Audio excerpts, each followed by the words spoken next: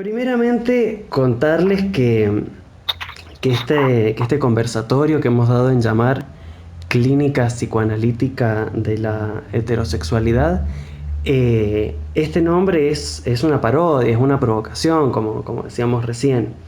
No vamos a hablar de la clínica psicoanalítica de la heterosexualidad, no tiene esa literalidad el título, sino que es una provocación y un modo de visibilizar todos esos conversatorios, simposios, donde se produce extractivismo, cis, heterocis, y donde siempre se habla de la diversidad poniendo en el foco a las minorías y nunca hablando de lo que hay detrás de eso, que es un régimen mayoritario invisibilizado. Como ya nos enseñó el señor Foucault desde hace mucho, el poder en las sociedades modernas y disciplinarias actúa de manera invisible, no visible. O sea, hay que ver lo que no se ve y lo que no se dice, y los lugares de enunciación desde los cuales se habla, que están invisibilizados. Entonces, nada, aclarar primero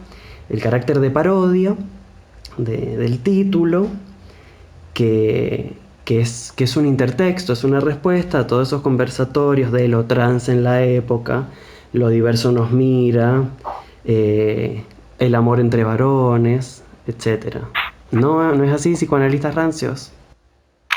Sí, así es. Me parece que hay en esta última década hay como cuatro temas que son en los únicos más o menos en los que giran los conversatorios, las jornadas, los congresos, que son el cuerpo, el goce, la mujer o lo femenino y las infancias y sus combinaciones posibles. El goce femenino, el cuerpo de la mujer en la época, los goces de las infancias, los goces de los niños. Y ahora se agregó un quinto tema, que es las nuevas sexualidades, o las sexualidades diversas, o las neosexualidades. Como que más o menos todo está girando en ese grupo de temas bastante reducido, y nunca está puesto en cuestión el lugar de enunciación desde el cual los psicoanalistas se preguntan acerca de cómo alguien llega a ser homosexual, cómo alguien llega a ser trans, cómo alguien tiene cualquier identidad de género diverso, cualquier deseo no heteronormado. Entonces la pregunta de cómo alguien llega a ser homosexual no es algo que se hace en el lugar de las personas heterosexuales, ¿no? O en todo caso está implícito. Ya sabemos que la teoría de Freud del complejo de Edipo lo que nos explica es cómo alguien llega a ser una persona normal, ¿no? Entre comillas. Si todo sale bien, ¿no? Sí, sí, que todos estos simposios y conversatorios siempre hablan de la otredad, pero sin darle el lugar de la palabra. Eso que siempre le atribuyen a Freud. Freud como el primer feminista, como el hombre que puso a hablar a la mujer y escuchó a la mujer. Bueno, en este caso, en los simposios nunca se habla desde esos lados.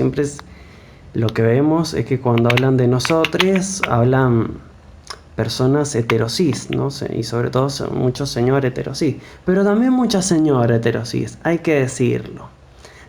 No es cuestión de varones nada más la cuestión del extractivismo heterosis. Bien, bueno, y en relación a esto hemos preparado una serie de preguntas para poner en diálogo y después abrir el conversatorio a todos ustedes que están aquí muy amablemente escuchándonos.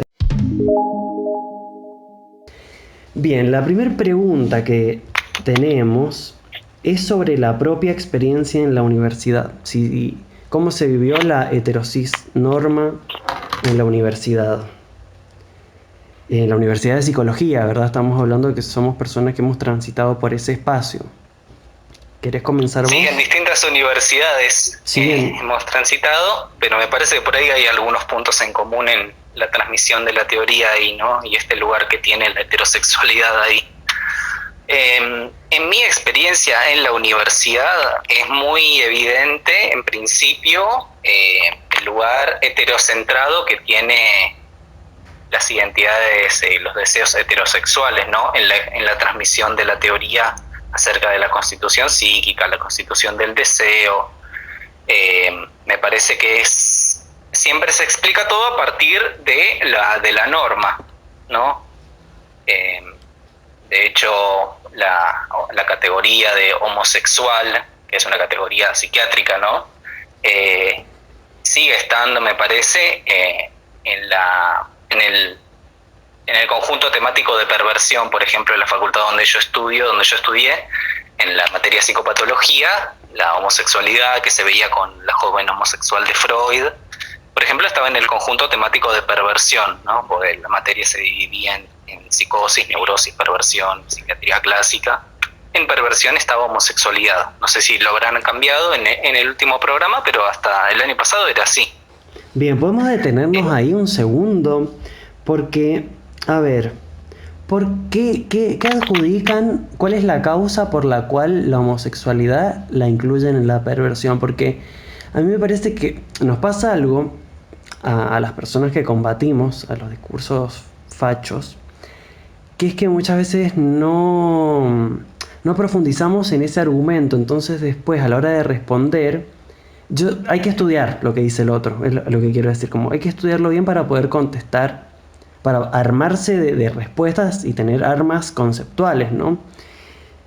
A mí lo primero que se me viene en relación a esto de perversión con homosexualidad como perversión es, primero, negar la diferencia sexual. Esa es una de las típicas respuestas que dan. Y la otra es varoncitos que, como la vagina, la vulva, representa la falta, entonces se vinculan con cuerpos con penes para no encontrarse con la falta, ¿no? Como que esos son los dos argumentos que he escuchado. No sé si vos has escuchado algo más además de eso. Sí, creo que la relación de la diferencia sexual me parece más claro para el travestismo, transexualismo, lo piensan así. No es que no lo haya escuchado para la homosexualidad, me parece que es como el argumento más claro que se utiliza para pensar el travestismo como perversión. Pero sí, hay algo de como si reconocer la diferencia sexual sea elegir a un partener de sexo opuesto o de género opuesto necesariamente. Como si se hiciera esa ecuación. Como si eso, claro, como si uno aceptara la castración simbólica porque es heterosexual. Raro ahí. Y después... rarísimo, porque algo sumamente imaginarizado. Si es una castración simbólica, ¿por qué debería estar representada en los genitales, no? Aparte que hay otra cuestión ahí que me parece que es el cisexismo, ¿no? Porque es pensar que una persona, un varón elija a otro varón porque el otro tiene pene, o sea, partiendo de la base de que ambos son varones cis, porque tranquilamente ese otro varón podría no tener pene, podría no tener pene, podría tener vagina, o sea... Sí, totalmente. Y además además, esta es otra lectura de la cuestión de la castración simbólica, es que también, o sea, lo simbólico está limitado en el sentido de que el no todo tiene que ver, o se lo puede pensar desde otro lado, mucho más abstracto, creo yo, pero también mucho más, ¿cómo decirlo?, vinculado a axiomas de la teoría de Lacan, que es que el no todo también está vinculado al no todo de la matemática, al teorema de Gödel, que da cuenta de que lo que es no todo es la posibilidad de que una teoría se explique a sí misma completamente, que una teoría, mejor dicho, que los axiomas de una teoría sean todos demostrables. También tiene que ver con otro aspecto absolutamente diferente, que no tiene nada que ver con los genitales, ¿no? Ese no todo, esa falta de poder dar cuenta de todo, de explicar todo, viene de Gödel, o sea, matemática del siglo XX, que bueno, si quieren indagar de ese tema de Gödel, yo estoy leyendo un libro, todavía no lo termino porque es larguísimo, se llama El yo es un extraño bucle, es de neurociencia, así como, no sé si de neurociencia, es difícil de clasificar, pero es de teoría del conocimiento, digamos. Y ahí explica la cuestión del teorema de Gödel. Es una neurociencia no biologicista, está bastante interesante eso. Y nada, el teorema de Gödel no tiene que ver en absoluto con lo que se plantea en estos paradigmas tan sexistas en el sentido de sexocentrados, tan centrados en la genitalidad, sino que el no todo y la imposibilidad de la completud y del todo tiene que ver con la imposibilidad de que una teoría desarrolle todos sus axiomas y los pueda explicar desde esos mismos axiomas fundantes de la teoría, ¿no? Así es, y en el psicoanálisis pensado como una teoría también. El tema es que muchos psicoanalistas no piensan que el psicoanálisis sea una teoría, lo piensan solo como una práctica, donde lo más importante es la experiencia que tenga el analista atendiendo pacientes y la experiencia que haga de conocer al inconsciente. Ahí me parece una graves deficiencias en cuanto a estudios de las teorías y de teoría del conocimiento, desde qué posición dónde estamos parados epistemológicamente. Me parece que hay un sustancialismo muy fuerte que hace que todo, que ya viene desde Freud, de que todos los conceptos en última instancia remitan a los genitales, ¿no?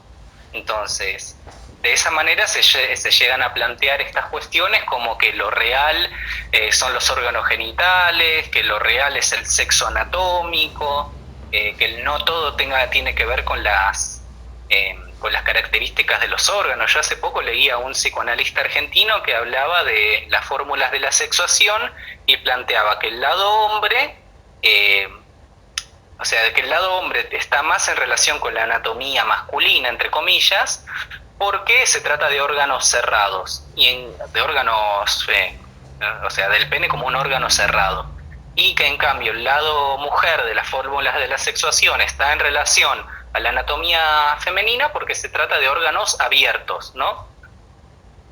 O sea, sí. Me parece que los genitales terminan siendo como una especie de tocomadera, de buscar como algún asidero firme de los conceptos y de la teoría. Y como si el pene no tuviera un orificio, sino por donde orinan las personas. Es un canal eso, claro. Sí, delirios.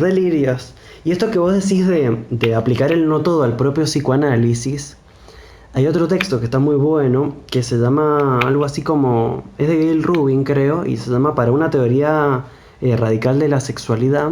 Y ahí lo que dice es que, me hizo acordar esto que vos decís de que el psicoanálisis no explique todo, ¿no? Y ahí dice que ni el feminismo, ni el marxismo, ni el psicoanálisis, incluye el feminismo, incluso ahí, Gail Rubin creo,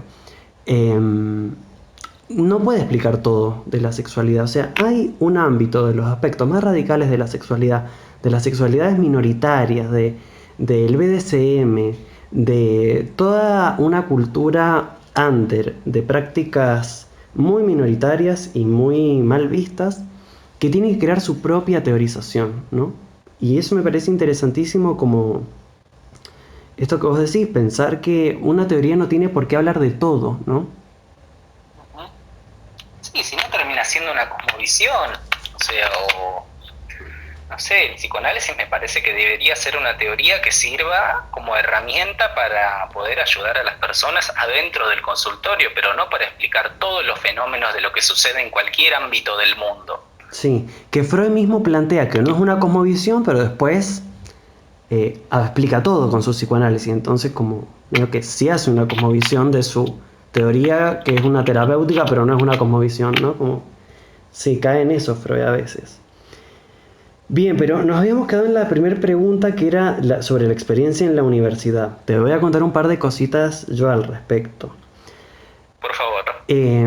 Bueno, como sabrás, como escucharán también por mi acento, no soy de Buenos Aires, para quienes desde allí nos escuchan. ¿Y qué pasa? Hay una cuestión de porteñocentrismo, le llamo yo, que es que viene el psicoanalista de Buenos Aires, así como con la verdad revelada. O sea, Freud se la dio a Lacan se la dio a algunos de sus analizantes que son de Buenos Aires, ¿no? Que se alcanzaron a analizar con Lacan.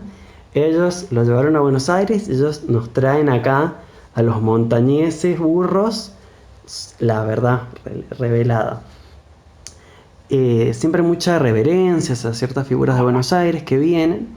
Y la verdad que mis profesores de psicología de acá han sido menos rancios, y no es por defenderlos, la verdad, porque no es por defender a nadie, pero han sido menos rancios que las personas que vinieron de Buenos Aires. Fui pocas veces a ver psicoanalistas de Buenos Aires, pero una vez vino una trayendo un caso de psicosis que justamente era transexualidad. Después vino otra muy famosa. Todas estas cosas que vinieron son muy famosas. La otra que vino de Buenos Aires dijo algo así como, era la época del matrimonio igualitario. Matrimonio igualitario, ahora todos somos iguales. Eso es muy del orden de la perversión, igualar todo, ¿no?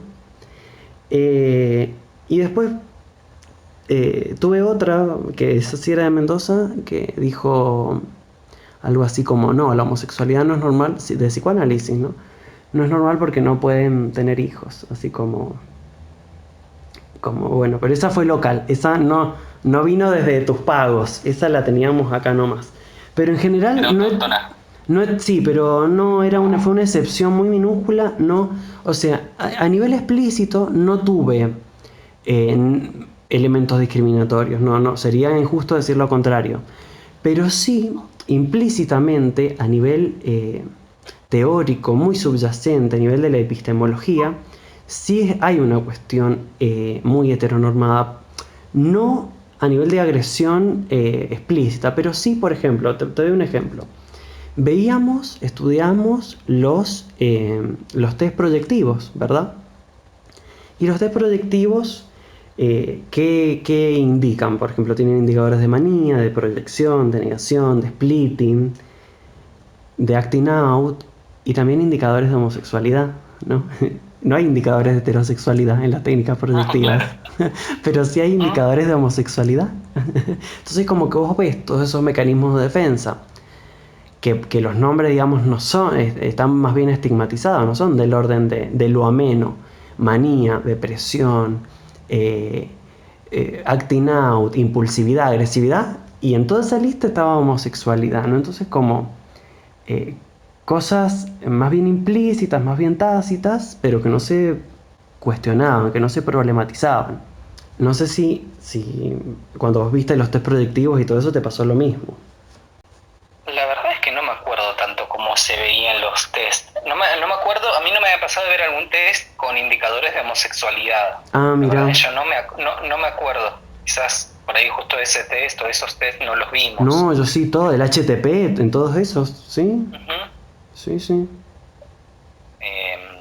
Sí me acuerdo de que había como una especie de silencio, o sea, con esto del lugar heterocentrado que tiene la teoría, o sea, la heterosexualidad que está como en un lugar central, o sea, forma parte del lugar de enunciación, sí había como un silencio muy grande con respecto a otro tipo de sexualidades, y cuando se hablaba de otras sexualidades era siempre a partir de generalizaciones muy burdas, o sea, como decir que el homosexual siempre busca a otro que sea igual a él, porque no, como hay un rechazo de lo otro, de lo hetero, o sea, como cuestiones muy entendidas en sentido literal, me parece.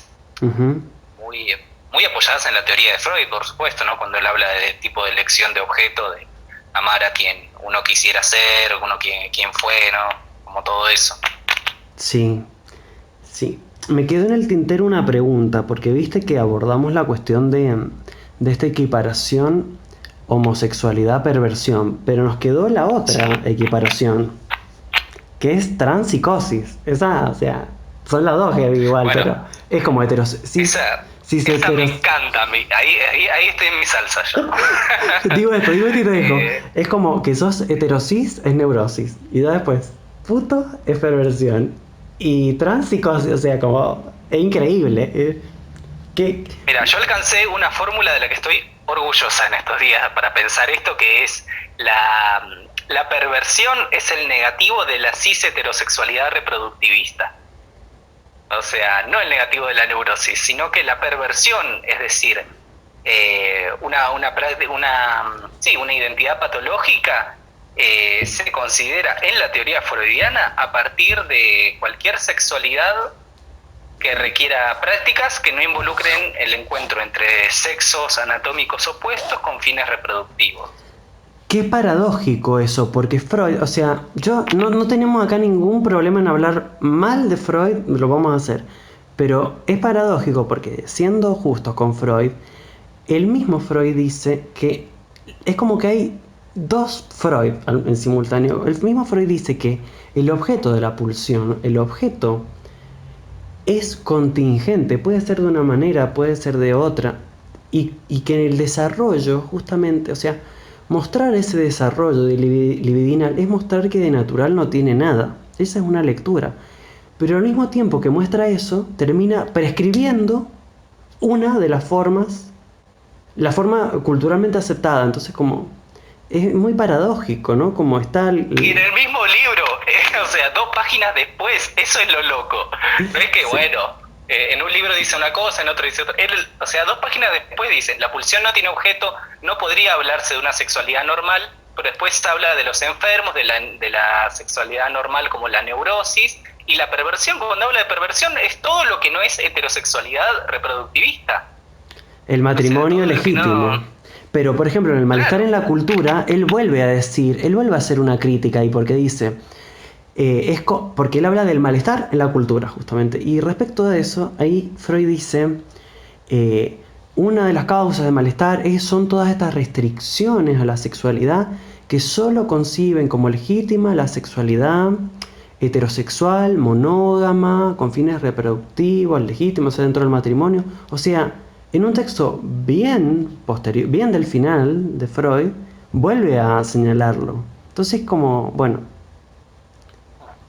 Es complejo, ¿no? Porque va, viene, tiene la famosa carta esta que siempre se la utiliza para hacer de Freud un señor gay friendly, que es la carta a una madre americana. Sí. Pero la carta a una madre americana tampoco es muy progre, que digamos.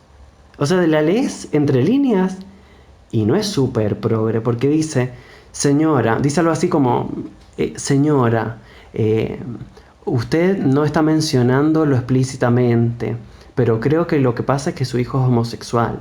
¿Qué pasa con ello? No hay ningún problema.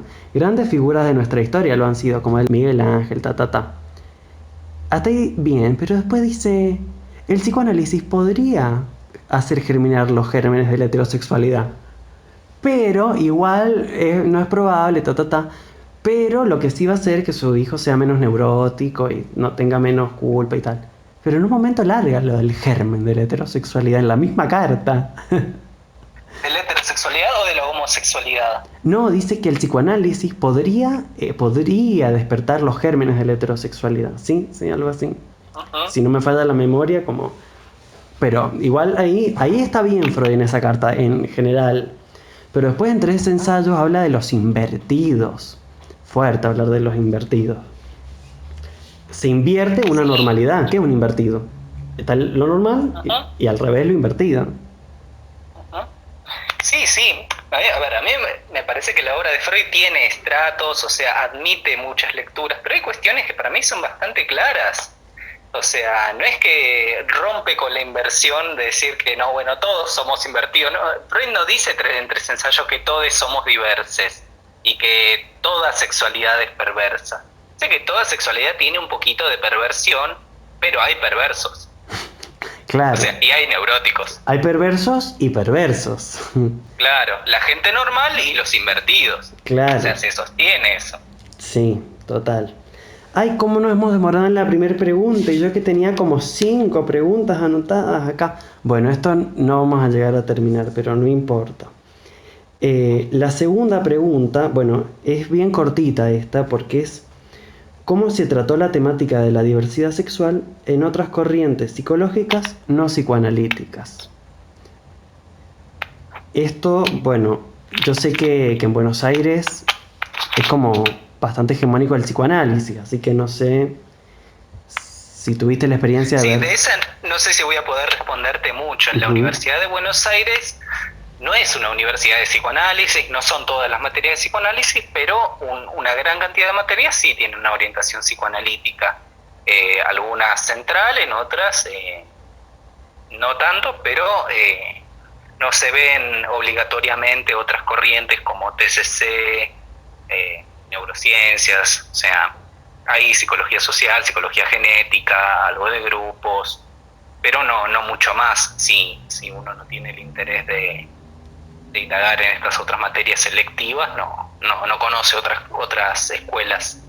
Así que no te puedo responder mucho cómo se ha trabajado, porque en esas, por ejemplo, en psicología genética y en psicología social, no se tocaba el tema. Claro, claro, claro. Bueno, mi experiencia fue que, o sea, donde yo me formé, sí tiene un poco más es bastante más hegemónico el psicoanálisis, pero sí se ven obligatoriamente otras corrientes, no todas, porque la esta no la vemos, por ejemplo, pero vemos lo existencial humanístico, vemos lo sistémico, vemos lo cognitivo-conductual. Y en esas materias en sí mismas no vi nada en relación al tema de diversidad que yo recuerde. Pero después, indagando por mi cuenta, sí encontré materiales desde estas perspectivas no psicoanalíticas que dicen cosas interesantes.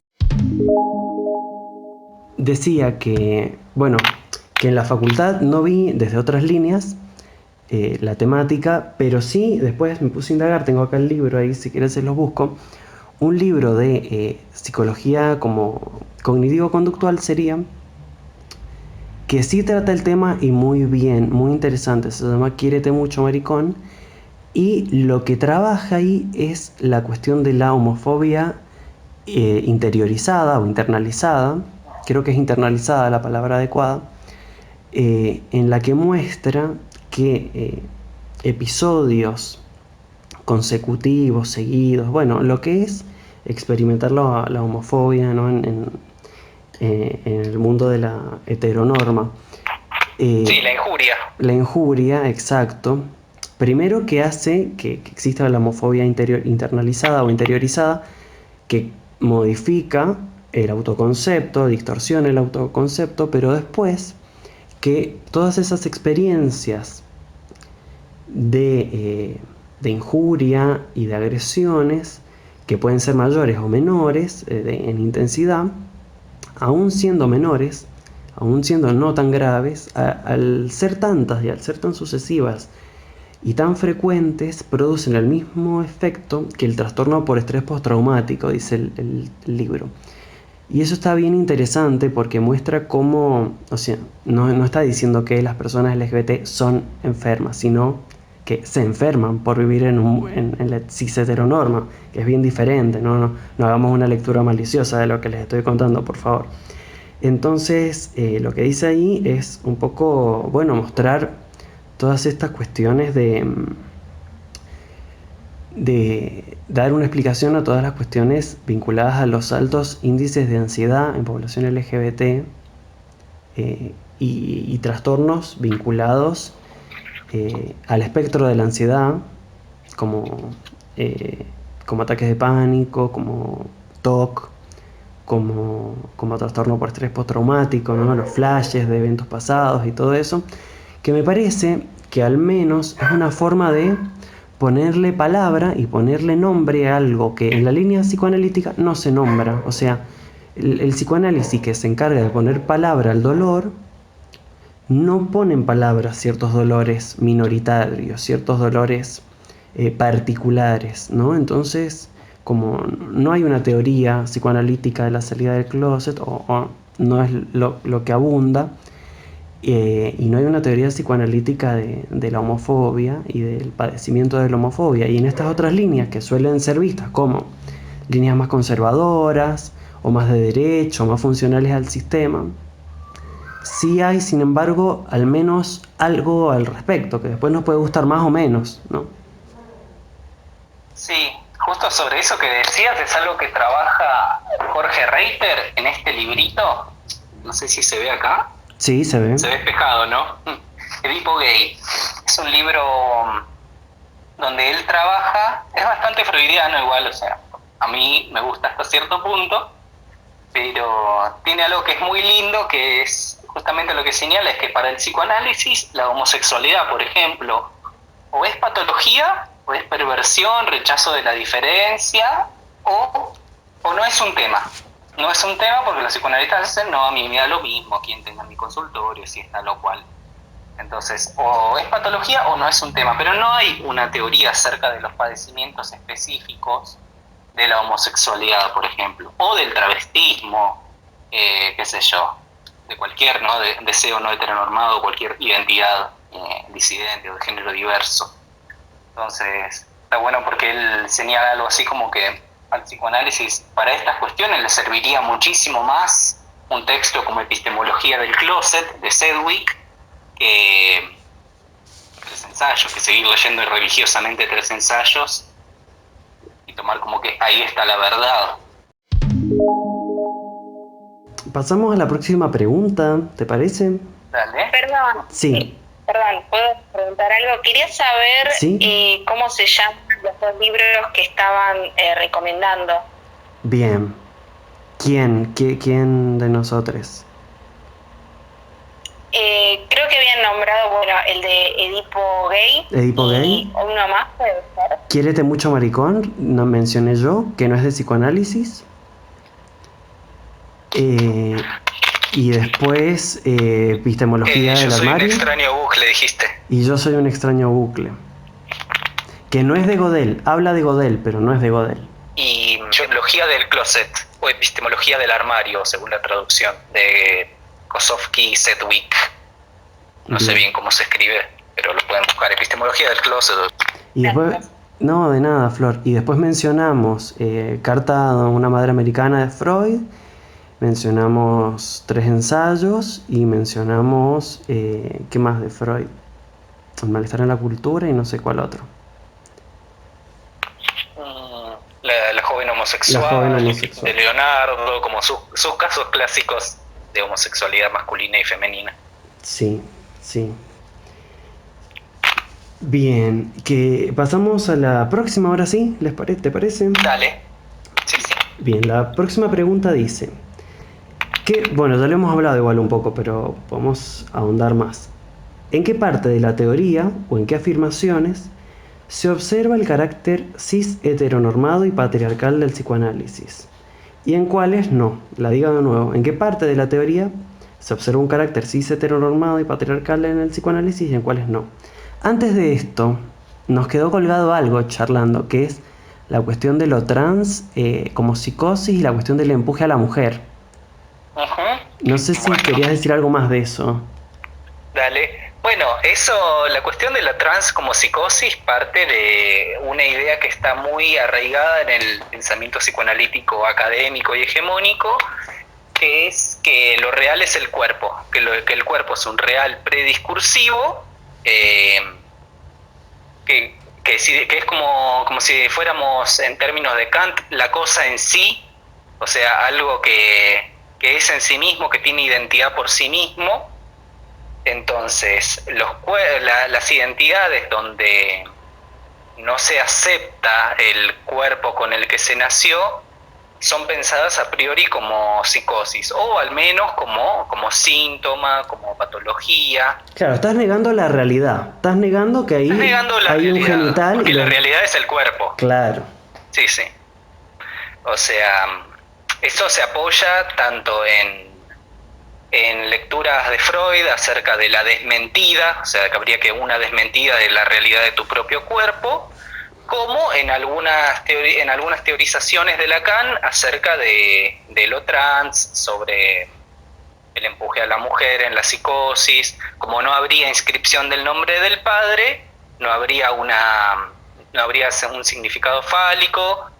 Entonces lo que hay es un empuje a la mujer, un empuje al no todo del goce femenino, ¿no? Dicho muy brevemente. Bien, ¿y qué le responderías a ese desarrollo teórico vos? ¿Por qué están equivocados? Yo le respondería de que parten de una concepción errónea de lo que es lo real. Lo real no tiene nada que ver con los genitales con los que se nazca. Nada que ver. O sea, lo real es lo imposible lógico, lo real es la escritura matemática, o sea, la imposibilidad de escribirlo todo, o sea, no tiene nada que ver con si uno nació con pene o nació con vagina o con otro tipo de genitales, ¿no? Entonces, que uno tenga una identidad de género no cis no implica una negación de la realidad del cuerpo. Sí. Sí, y me quedé pensando el carácter colonial también del psicoanálisis, porque en otras culturas, en otros momentos históricos, en momentos pre-colombinos, ¿no? Previos a la colonización, en México, por ejemplo, existía un género que eran las muches, que, que digamos, tenía una función social y que estaban inscritas dentro de la sociedad, o sea, como qué tremendo que el psicoanálisis que viene de Europa y que viene de un continente que ha colonizado a otro. En términos generales hay una colonización del norte global sobre el sur global que justamente termina arrasando también con esta teorización sobre minorías que en algunas culturas seguro la pasaban mal, porque no todos los pueblos de América eran iguales, ¿no? Pero que en otras tenían otro estatuto, otra legalidad, otra legitimidad. Sí, o sea, el género es algo que está universalizado como parte de la colonización también. El género no es natural, claro. Se naturalizó con la colonialidad, total, con el colonialismo. Ni siquiera el sexo es natural. O sea, el modelo binario que tenemos ahora de dos sexos inconmensurables entre sí es de los últimos 3 siglos. Sí, sí, y podríamos argumentar por qué no hay dos sexos. Podríamos decir por qué. Primero, porque, o sea, hablar de que existen dos sexos implica, antes que nada, decir que hay una única categoría o un único modo de clasificación del sexo, que es la genitalidad, seguramente, ¿no? Entonces, genitalidad, pene, vulva. El tema es que es complejo por muchos, es mucho más complejo por muchas causas. Primero, porque lo que encontramos en la realidad es que no solo hay penes y vulvas, sino que hay personas intersex, y que la población de personas intersex es más o menos el mismo porcentaje o incluso más que personas pelirrojas, por ejemplo. Entonces no es que y aunque fuese una excepción, pero no es que ni siquiera es uno en toda la humanidad, y aunque lo fuese, pero ni siquiera. Entonces ya en la misma categoría no hay un binario. Hay un binario en tanto que lo que se sale del binario se patologiza y se concibe como excepción, pero en sí mismo no hay un binario.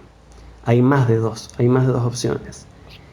Y después, porque primero podemos complejizarlo en el sentido de que este único modo de clasificación no permite solamente 2 categorías, sino más. Y después, o sea que no es binario. Y después que además no es el único modo de clasificación, porque hay muchos sexos. Está el sexo cromosómico, XX, XY, u otras variedades cromosómicas. Yo no soy médico ni me especializo en biología, pero sé que hay otras.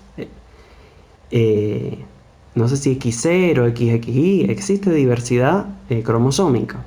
Después, ese es el sexo cromosómico. Después tenemos el sexo gonadal, testículos u ovarios. Después tenemos que no siempre que todos coinciden, además. Después tenemos el sexo pene-vagina, ¿no? Ese otro de los sexos, el sexo genital.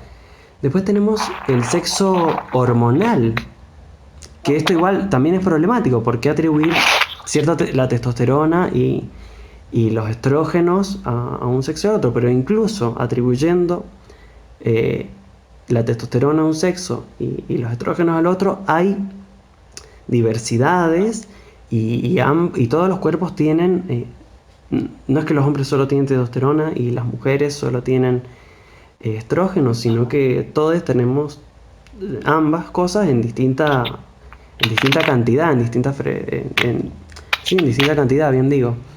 Entonces miren ahí la cantidad de sexos, de modos de contemplar el sexo. Después está el sexo de crianza, el sexo asignado al nacer. O sea, todos esos discursos tan simplistas, hay tanto abajo de eso, hay tanto para Es mostrar. algo que no se sostiene ya, o sea, la atribución binaria del sexo es una epistemología política, es una decisión política y que no se sostiene, me parece.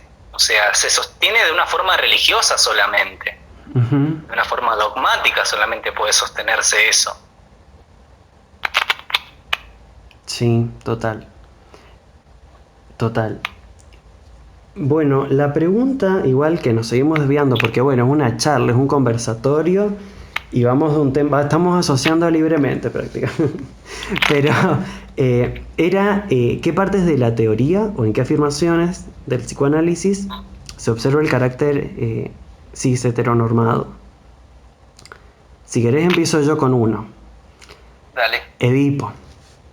Welcome. Edipo, que, o sea, ya en el diccionario de Laplanche y Pontalis, y seguramente en la obra freudiana, pero no recuerdo ahora en qué texto puntual, pero si está ahí es porque seguro está en Freud, habla de Edipo positivo y negativo. ¿Y cuál es el positivo? ¿Cuál piensan que es el positivo? El Por heterosexual, supuesto. claro. Y el Edipo negativo es el homosexual. O sea, ya ahí, a nivel de la nomenclatura, a nivel nominal, ya se puede observar algo. Y después el Edipo como esa máquina de heterosexualización de la población, ¿no? Como... Qué tremendo el concepto del Edipo, porque como si todos nuestros problemas y todo nuestro modo de ser y todo se atribuyese al ámbito familiar. Yo no lo niego, el ámbito familiar influye fuertísimo en la vida, pero hay tantos componentes culturales, históricos, epocales, que no se puede reducir todo al Edipo, ¿no? Y el Edipo no puede ser, bueno, lo es, pero, o sea, no nos conviene pensar con el Edipo en tanto el Edipo sea una máquina de llevar a la gente a la heterosexualización como salud. A la heterosexualización, a las identidades cis y a la neurosis también, porque me parece que en la psicosis sigue pensándose un poco a veces en la lógica de una falla en el Edipo, ¿no? Porque aparte me parece que en el freudiolacanismo sigue homologándose Edipo a metáfora paterna. Total. O sea, por más que se sepa que Lacan haya planteado que son funciones, se habla muchísimo del padre real, la madre real, Sí. O sea, las personas de carne y hueso que además por lo general se las suele asociar a personas a hombre y mujer, ¿no? Madre y mujer o padre y varón. Seguir sosteniendo un modelo de familia que en verdad no existe, porque en verdad no existe. Acá pone Santiago, nos hace un aporte que es que en el yo y el ello aparece el Edipo trabajado como positivo y negativo. Y lo retoma sobre la sexualidad femenina. Gracias, Santiago.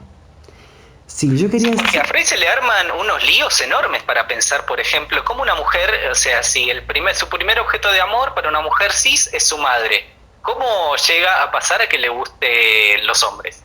O sea, se le arman unos líos bárbaros ahí para tratar de explicar ese rodeo que tiene que dar la mujer. Por eso la mujer es más complicada. Fallar. Claro. Por eso son más complicadas después, claro, porque tienen que dar muchas vueltas en su Edipo. No es por como no tiene un órgano que cortar, el super yo no se impone, ¿no? Entonces no. Por eso el super yo, la ética son mucho más lábiles. No tienen super yo prácticamente, son animalitos las mujeres. Claro, ¿qué van a tener super yo? Si el super yo es algo que te llega por el miedo a que te corten el pene. Si ya no lo tienen, ¿qué estamos hablando? Sí, tremendo. Me río, pero es que si viene un extraterrestre y escucha las cosas que hablamos en este planeta, o sea, si logramos desnaturalizar a veces los discursos que tenemos, como, o sea, la mujer es más complicada, es enroscada y no sabe lo que quiere por el Edipo.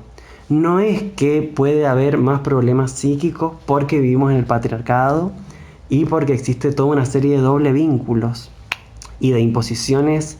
El doble vínculo es un concepto de teoría sistémica que tiene que ver con, entre muchas otras cosas, con imponer o con dar dos imposiciones opuestas y simultáneas, ¿no? Como por ejemplo, pienso en el poema Hombres Necios, ¿no? Donde, ¿qué dice ahí Sor Juana? Dice, me quieren que sea libre, que viva mi sexualidad libremente, pero al mismo tiempo si lo hago me dicen puta, no vales 2 mangos, Claro. etcétera. Entonces, como pensar cómo ese doble vínculo, esos dobles discursos, afectan claramente el psiquismo de una persona. Y no es que las personas son más complejas, más complicadas, más histéricas, más neuróticas y no saben lo que quieren por las vueltas del Edipo, ¿no? Como me parece que podemos pensarlo desde introduciendo la variable del poder. Ujú. Sí, o sea, me parece que Freud elevó a conceptos universales cuestiones que estaban muy atravesadas por prejuicios de su época también, y prejuicios propios también, y de las configuraciones sociales en un momento histórico y en una cierta localización geográfica. Yo el otro día encontré una cita donde Freud dice, he comprobado que en mí mismo ha existido el Edipo, y eso me autoriza a decir que es universal. Es muy, yo me quedé impactada, la tuve que leer varias veces porque comprobé que en mí mismo hubo Edipo y por eso puedo admitir que es algo universal. Claro. Es muy fuerte. Bueno, pero mira, no es tan loco, porque ¿qué era Freud? Freud era un hombre blanco, heterosexual, burgués, de un país del centro, un país central, ¿no? Blanco, y es propio de las personas que habitan todos esos privilegios universalizar su realidad y universalizar su discurso. Entonces, no es tan, o sea, entiendo que nos parezca extraño, pero podemos leer que no es tan extraño leyendo el contexto de esa persona. Y una cosa más de Edipo, que además Freud, o sea, yo no sé nada de mitología, no me voy a hacer el que yo sí sé, pero Freud sabía menos, no sabía un pedo de mitología, le encantaba la mitología, pero no sabía un pedo, porque se la pasa haciendo interpretaciones absolutamente anacrónicas y lecturas totalmente anacrónicas de la tragedia griega. Por ejemplo, Edipo. El señor Edipo no tenía complejo porque se casó con su madre y mató a su padre. Primero, porque cuando mata a Layo no sabe que mata a su padre. Y después, cuando se casa con Yocasta, no es porque la ve y la desea y se enamora, sino porque resuelve el enigma de la efigie y por lo tanto se tiene que casar con la reina. Entonces, primero que Edipo no tiene complejo de Edipo. Empecemos por ahí. Puf, de ahí. Después, de lo que trata Edipo es de otra cosa, que es que Edipo es un gran descifrador de enigmas, ¿no? Por eso logra descifrar el enigma. Pero Edipo, que descifra grandes enigmas, no puede resolver el propio. O sea, él que logra resolver el problema el enigma tan difícil, no logra resolver su propio enigma, que es lo que le dice el oráculo, ¿no? Que es lo que él lo aterra tanto. O sea, si te dicen que vas a matar a tu padre y te vas a casar con tu madre, ¿por qué sale corriendo de los padres de crianza, digamos, si sabe que no lo va a hacer voluntad? O sea, es como, bueno, Edipo no sabe interpretar su propio enigma. Ese es el tema de Edipo. Tiene que ver con el poder y con la cuestión del reinado también. Y después, que creo que tanta cuestión edípica y tanto Freud con su Edipo y todo las consecuencias que trajo, porque eso hizo que, bueno, se focalizara tanto en Edipo, sacó la mirada de otro personaje muy interesante, que es la hija de Edipo, que es Antígona. Que para mí, si hay un personaje interesante en esas tragedias, es Antígona. Es muy largo. A mí me gusta Tiresias, es mi personaje favorito. Fue hombre, que fue mujer, que después fue evidente y nadie le cree, no. Hay una serie sobre Tiresias. ¿Hay qué? ¿Hay una serie? Yo vi una serie sobre Tiresias. Bien, sí. Claro, bueno, tenés razón, es cierto. A mí la verdad que me interesa mucho Antígona, porque nos permite pensar muchas cuestiones de esto de los dobles vínculos que mencionaba. Antígona, lo digo rápidamente, tiene el problema de cumplir o la ley estatal o la ley de los dioses, en fin. Entonces, y esas leyes de su tío Creonte y de la ley de los dioses se contraponen porque uno le dice que no entierra al hermano y la ley de los dioses le dicen que sí lo entierra, en fin. Pero ya podremos profundizar más en Antígona en otro momento, pero me parece muy interesante. Mucho más que la lectura freudiana de Edipo. Bien, entonces, volviendo a la pregunta de qué partes de la teoría nos parecen cis heteronormadas, mencionamos el Edipo, pero hay otras. El concepto de pulsión, por ejemplo. El concepto de pulsión, en un primer momento, podría resultarnos un concepto muy queer, podríamos decirlo así, como, bueno, viene un señor y nos dice que la pulsión, o sea, el impulso, vamos a ponerlo fácil para quienes no son del ámbito que sentimos hacia objetos libidinales, ¿no? O sea, libidinizamos objetos que son personas, le decimos objetos pero son personas. Es contingente, es cambiante, o sea, no es necesariamente heterosexual. Te puede libidinizar una persona, te puede libidinizar otra. Entonces, en un primer momento, el concepto de pulsión parecería muy interesante. Pero ¿qué pasa después?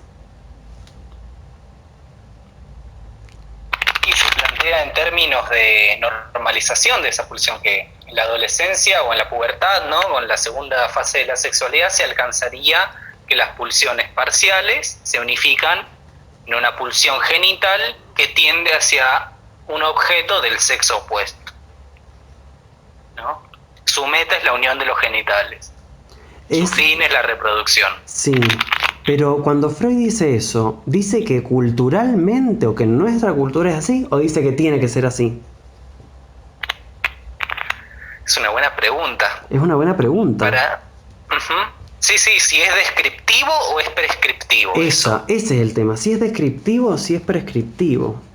Me lo voy a anotar. Hay un texto a mí que me encanta de Gail Rabin, que vos la traías hace un rato, que es El tráfico de mujeres, donde hace todo un análisis del complejo de Edipo en Freud y en Lacan a partir, ¿no? del falo y todo lo que desarrolla Lacan.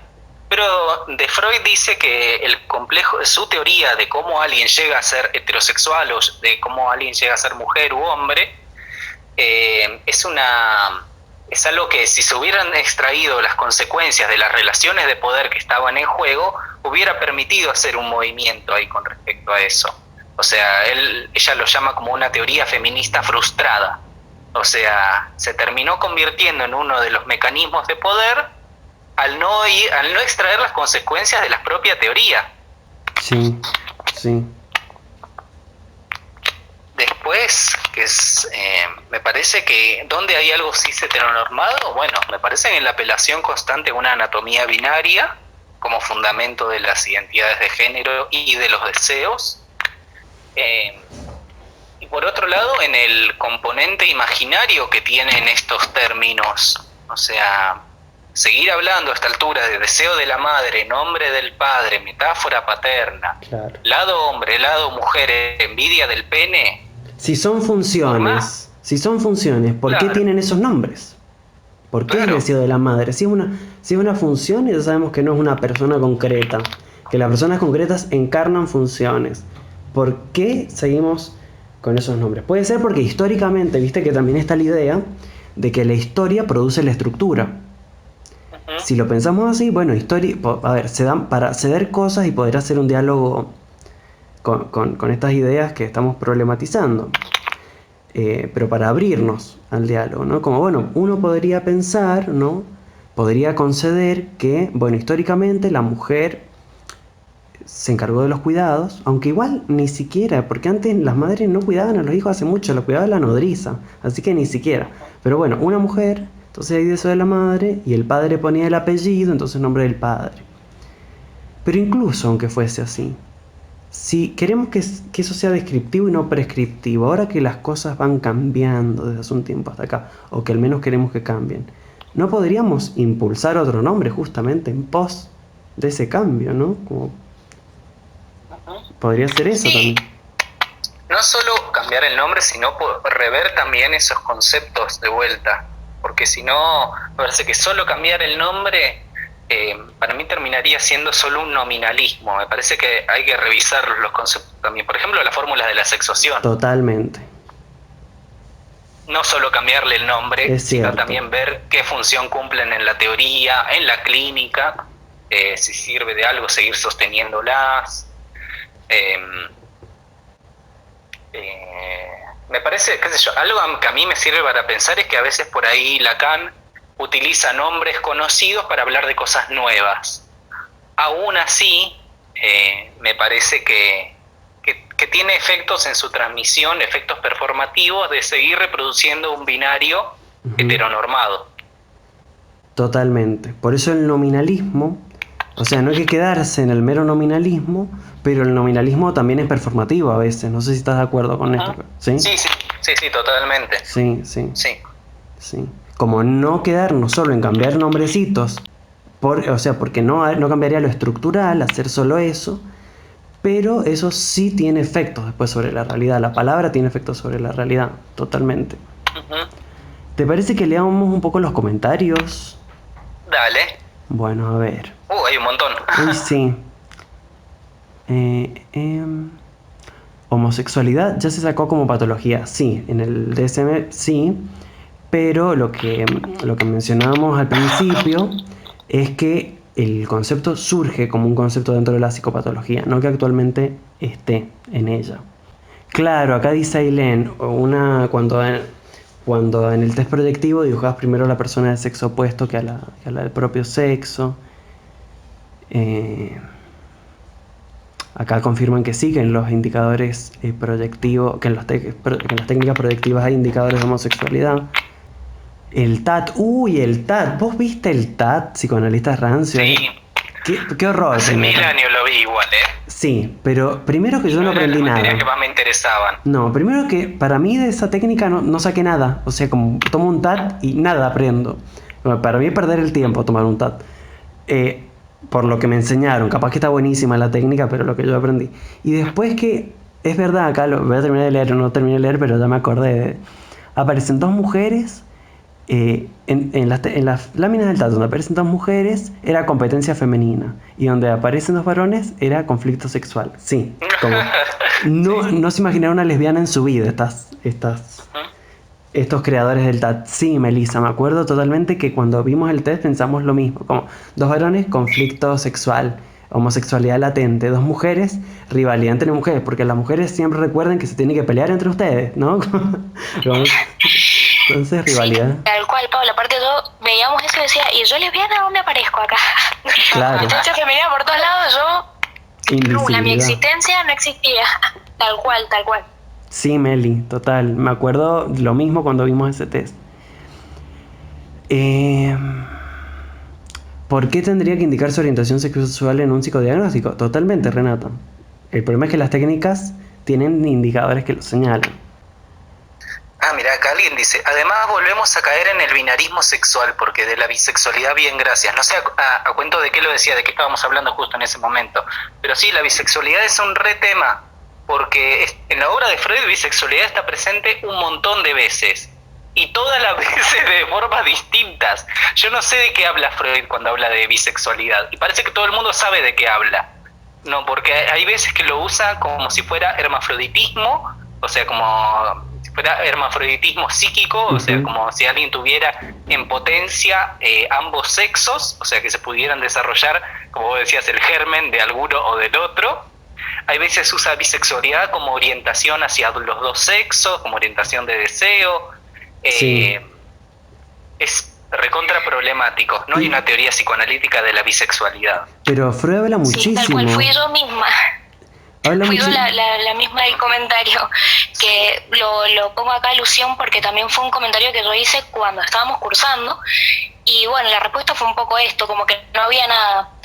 E incluso volví a repetir la pregunta en psicoanálisis kleiniano. Nosotros, bueno, mi formación también es súper psicoanalítica en la universidad donde me formé, y también tampoco, era como aparecía esto de lo negativo, de lo positivo, pero de lo que estaba en el medio, que además, y bueno, igual es un poco un pensamiento también atravesado por el machismo, porque hay un montón de otras cosas en el medio, no solamente estas 3 categorías, pero como que la formación iba a eso, negativo, positivo, homosexualidad, heterosexualidad, de lo demás súper silenciado, invisibilizado, ni siquiera las personas que estaban a cargo de la formación, digamos, podían responderte o haber generado un criterio propio o una teoría propia.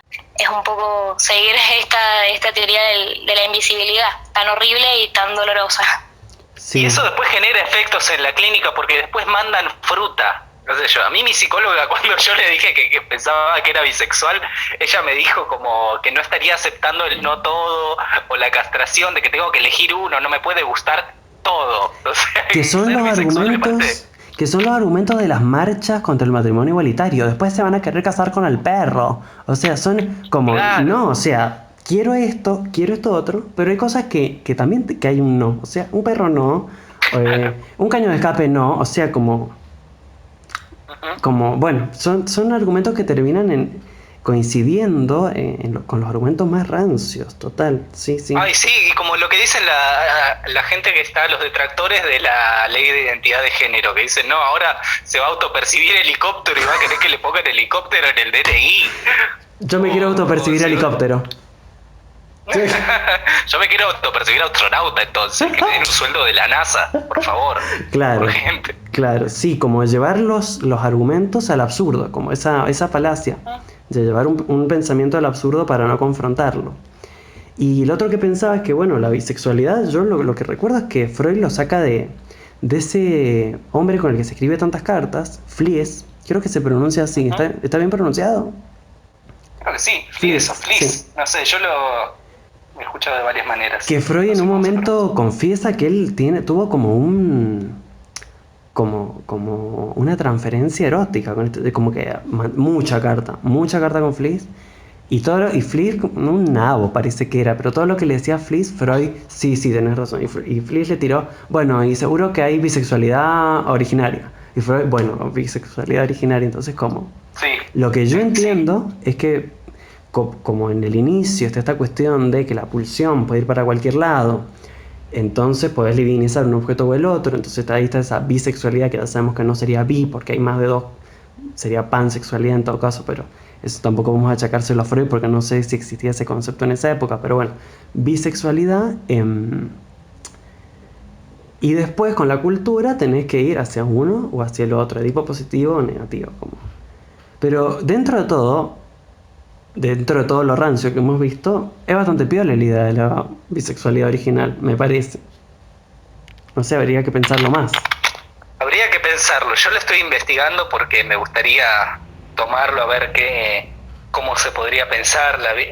Yo no sé si como bisexualidad o como una asexualidad en potencia, o sea, como algo de algo que no está definido de entrada y que en todo caso es un significado del otro. Pero buenísimo. Pasa que en Freud la bisexualidad para mí es algo muy orgánico, o sea, por un lado muy en relación a la anatomía y muy binario, por supuesto, y como algo con lo que se nace, no sé. Me parece que yo para pensarlo desde Lacan se me hace un poco complicado. Sí. Acá Lucas, creo, ahí se me fue, hace un comentario re interesante. Lucas, si estás por acá y querés profundizar más sobre esto que decís de Butler, dice Lucas: Butler hace una crítica importante al Edipo en deshacer el género, porque anuda el parentesco y la heterosexualidad como indispensables para la inscripción simbólica de la ley. Si estás por acá, Lucas, y no te molesta hablar, ¿querés profundizar más en esa idea? ¿Querés contarnos más? A ver, ¿estará Lucas? ¿Se habrá ido? Bueno. Mientras tanto, sigo leyendo. Dice el Migue querido, coincido con lo de Tiresias, fue hombre, mujer, vidente, no vidente, y era a quien Edipo consultaba, un concepto ambiguo como el oráculo de Delfos.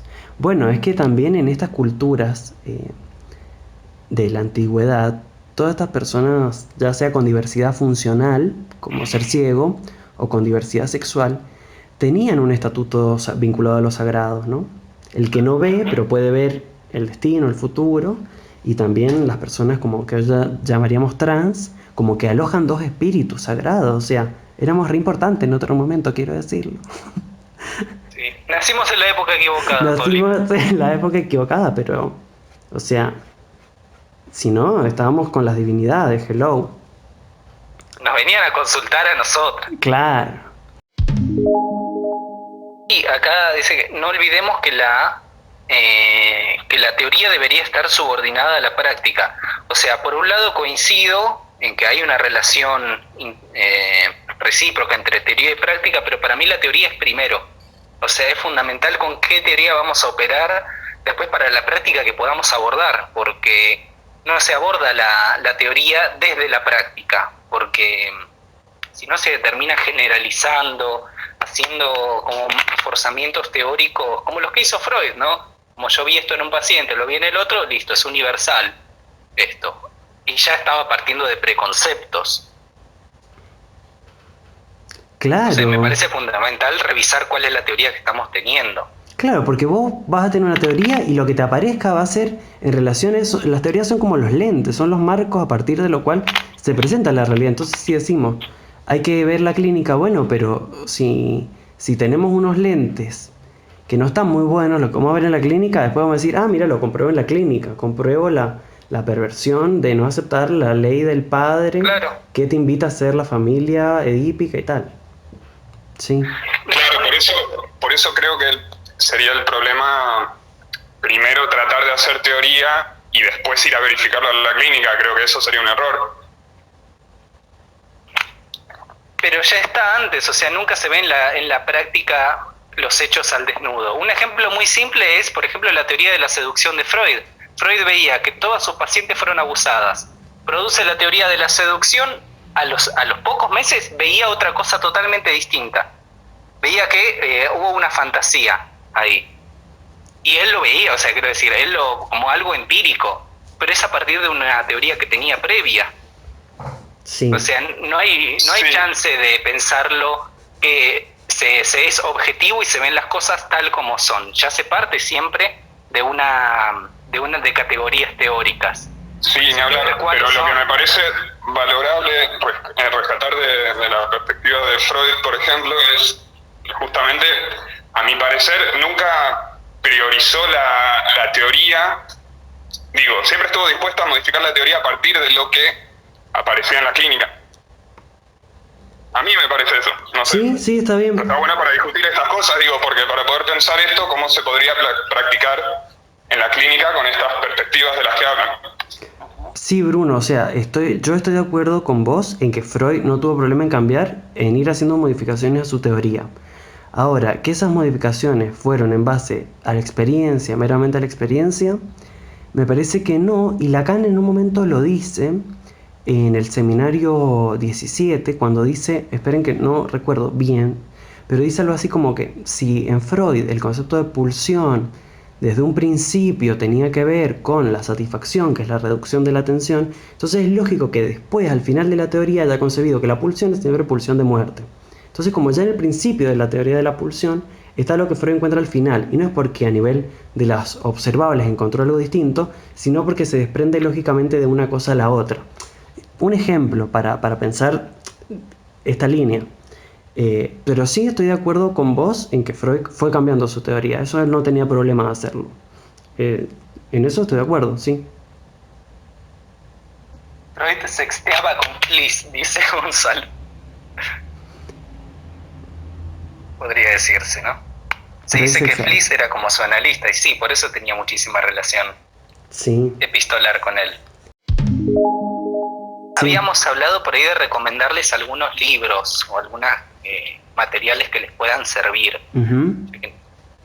Yo quería recomendarles todo lo que sirva para historizar un poco cuestiones que parecen universalizadas en el psicoanálisis. Por ejemplo, Historia de la sexualidad de Foucault, el volumen 1 es muy bueno. La construcción del sexo de Tomás Laqueur para trabajar el modelo binario sexual y cómo surge. La aparición de la sexualidad de Arnold Davidson también se los recomiendo. La invención de la cultura heterosexual de George Dean está muy bueno también. Ahora sí me acuerdo. La crisis de la heterosexualidad de Wash, lo estoy leyendo y me encanta. Son libros que apuntan a ver cómo surgen estos conceptos que parecen naturales y que han existido desde siempre. Brujería y contracultura gay, Calibán y la bruja, para pensar que todo esto viene del inicio de la modernidad, del fin de la Edad Media. Ahí se va gestando toda esta cuestión. Quería decir que me resulta muy interesante lo que plantean y además me parece importante para el campo psicoanalítico. Creo que necesitamos de esto. A mí me parece que las universidades en Argentina estarían siendo un problema para el psicoanálisis. Lo planteo como un problema, no en un sentido absolutamente negativo, pero sí porque no permiten el cuestionamiento, no está la crítica, no está la pregunta. Creo de que estas reuniones instalan o nos permiten por lo menos cuestionar aquellas cosas que en la facultad no existen. Y quería agregar algo. Yo creo que el psicoanálisis aparece en un momento en Occidente y en un momento a partir de la ciencia moderna para responder ciertas y determinadas problemáticas, digamos. Yo cuando iba a la universidad yo estudié psicoanálisis antes de recibirme, estudié mucho psicoanálisis, y cuando hacía me acuerdo un curso, me acabo de acordar eso, y me parece que está bueno que me haya disparado eso, sobre psicología forense. La que daba el curso de psicología forense era gestáltica, y cuenta que estaba en un juicio y le pregunta: doctor, usted, ¿qué piensa acerca de que esta niña que tiene vagina se nombra varón? No sé, dice, no, eso pregúntenselo a un psicoanalista. Yo, si tiene vagina es mujer, si tiene pene es hombre. Entonces yo en ese momento, que estudiaba mucho psicoanálisis, dije, yo no sé si el psicoanálisis responde a eso. Yo no tengo, desde lo que yo estudiaba, que era en la universidad y algunas cosas más, respuestas para eso. Entonces me parece que el problema, o sea, lo que hay que preguntarse o lo que hay que poder pensar es si el psicoanálisis responde a ciertas y determinadas, da lugar a cosas que tienen que ver con la sexualidad, porque creemos que el psicoanálisis es lo que vino a responder sobre la sexualidad. Los psicoanalistas son los únicos que saben sobre sexualidad, son los únicos que pueden responder. Cualquier cosa pregúntenle al psicoanalista, el psicoanalista ahí, ¿no? Instinto, o digo, los freudianos. Uno le dice, pero ustedes hablan del cuerpo anatómico. No, porque la pulsión no es el instinto. ¿Pero la pulsión de dónde sale? No, porque, digamos, creemos o nos formamos pensando que el psicoanálisis vino a responder los problemas, las cuestiones de la sexualidad, y en realidad el psicoanálisis, que es, digamos, hegemónicamente el freudiano, yo creo que no responde a la sexualidad, que hay muchos problemas que aún no se han cuestionado y no se han trabajado para poder dar una respuesta a eso. Si estudiamos psicoanálisis y creemos, podemos pensar en el inconsciente, y etcétera, no podemos excluir ciertas y determinadas cosas, las tenemos que poder pensar, digamos. Y me parece que creemos, es un engaño, digamos, creemos que el psicoanálisis responde eso, y el psicoanálisis en realidad, si es biologicista, no responde eso. Digamos, hay que poder cuestionar las bases, los fundamentos, ¿no? Y sacar esto de que por qué Freud ahí no lo podemos tocar. Seguimos explicando cosas con fundamentos freudianos y el psicoanálisis va a desaparecer. Sí. Lo digo, yo creo que es como dice Alfredo. Y otra cosa más que quiero agregar, entiendo siempre, no sé acotar, perdón, yo no soy mileriana ya. No sé acotar el goce oral, no sé acotar. Recomiendo muchísimo, un libro de Alfredo Edelstein que va a salir ahora, que se llama, no sé cómo le va a poner, pero es sobre un curso de cuerpo que dio en la UBA hace muchos años, en el 2009. Cuando salga yo se los recomiendo, porque es brillante. Claro, el cuerpo... No, Constanza, nos encanta escucharte. Eso es otra cosa, un mal del psicoanálisis, que es hacer pensar que alguien, porque es apasionado, porque le interesa mucho hablar o porque habla más que la norma, no acotó el goce de tal cosa. Y al contrario, te estás diciendo cosas repiolas, así que no hace falta que acotes ningún goce. No, no es el chiste de los millennials. No, ya sé que es un chiste, pero es un chiste para nosotros. Se mucho, se habla mucho oral, sí. Es un chiste para nosotros, pero otra gente se lo toma bien en serio y... Sí, así es la formación. Y lo que te iba a decir es que claro, que el cuerpo es o sea, no hay cuerpo natural, todo es un dispositivo, Foucault, o sea, vigilar y castigar, estamos con el cuerpo disciplinado para actuar de cierta manera para que el cuerpo sea dócil, no existe un cuerpo humano en estado de naturaleza, nada más alejado de la realidad. Y en un momento, Constanza, dijiste algo así como que el psicoanálisis va a desaparecer, y es probable porque una vez alguien, no me acuerdo quién, me dijo que Freud es como Aristóteles en cierto sentido. Aristóteles con la física en su momento hizo algo revolucionario, ponele, y duró demasiado tiempo, o sea, como algo que en un momento es innovador, cuando eso se perpetúa más allá del tiempo que tiene que durar, teníamos en Occidente, bueno, no éramos parte de Occidente en ese momento, pero Occidente tenía esa física atrasadísima hasta que recién Newton, o sea, duró demasiado tiempo la física aristotélica que dice que si esto cae es porque tiene en potencia la necesidad de llegar a acto, al piso, que es su lugar natural. Y me parece que lo mismo pasa con Freud, que es que algo que en su momento pudo ser revolucionario, al extenderse más, termina, bueno, siendo conservador. Y lo último, me pareció muy piola esto que vos dijiste de cuando le preguntaron a una gestáltica algo de sexualidad, lo llevó al psicoanálisis. Dijo no, eso pregúntale a un psicoanalista, como, qué loco esto de que el psicoanálisis haya, o le hayan dado, le hayan otorgado, se lo haya otorgado a sí mismo, el monopolio del saber sobre el sexo, como si las demás corrientes no tuvieran nada que decir sobre el sexo. La Gestalt, una corriente que habla del cuerpo. La sistémica, una corriente que habla de las relaciones humanas. ¿Cómo no van a tener algo que decir sobre el cuerpo y sobre la genitalidad y sobre la sexualidad?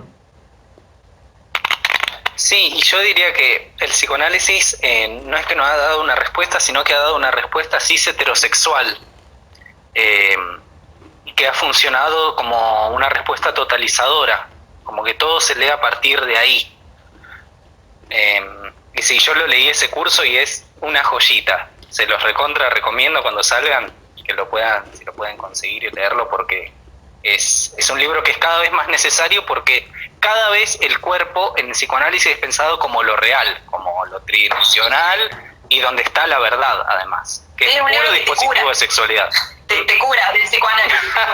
Sí, sí. Es un libro que es una práctica de sí, que sirve como práctica, como transformación subjetiva. Perdón, quiero agregar una cosita más, que Dale. en esto de que dije que el psicoanálisis va a desaparecer, me refiero en realidad, no creo que vaya a desaparecer porque creo que el psicoanálisis va con Occidente. O sea, Occidente es cada vez más biologicista, el psicoanálisis es cada vez más biologicista. Occidente es cada vez más individualista, el psicoanálisis es más individualista. No va a desaparecer nunca, sí. O sea, el psicoanálisis va a estar toda la vida en Occidente, No, en Occidente, pero puede ser reemplazado. Pero puede ser reemplazado. Si nos culpamos, el psicoanálisis te culpa. O sea. Perdón, pero puede ser reemplazado por otra forma de psicoanálisis que es una cierta neurociencia. Hay una cierta neurociencia muy afín a los axiomas del psicoanálisis, me parece. Yo creo que el psicoanálisis freudiano no va a desaparecer nunca porque creo que va con la corriente occidental. Ahora, lo que yo quiero decir cuando digo va a desaparecer es que no tiene nada para aportar al campo. Uh-huh.